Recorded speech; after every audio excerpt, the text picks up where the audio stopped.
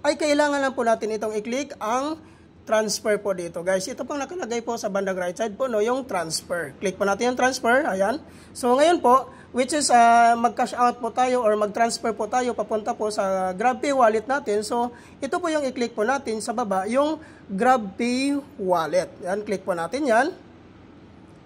Ayan po. So ngayon po, dito hinihingi na po yung amount na kailangan po nating i-transfer papunta po sa GrabPay wallet po natin. So i-type lang po natin dyan amount kung magkano yung amount na ilalagay nyo po dyan.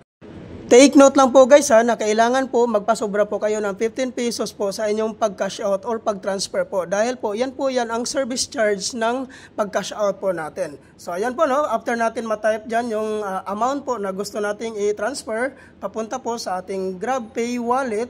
So ang gagawin natin dito guys ay kailangan naman po natin itong i-click ang continue po. Ayan po, no, i-click po natin yung continue. So, ayan po, no? So, nakalagay dito, guys, ito na po yung total amount, 615. Then, nakalagay po dito sa baba, yung naka-highlight na green, ito po yung transfer. So, click po natin yung transfer po, guys. So, kung napapansin nyo po, guys, transfer successful. Andyan din po yung amount. Click po natin yung done. Ayan po, guys, tapos na po tayo. Nag-transfer po sa cash wallet, papunta po sa ating GrabPay wallet. Then, check po natin, guys, kung nandun na po.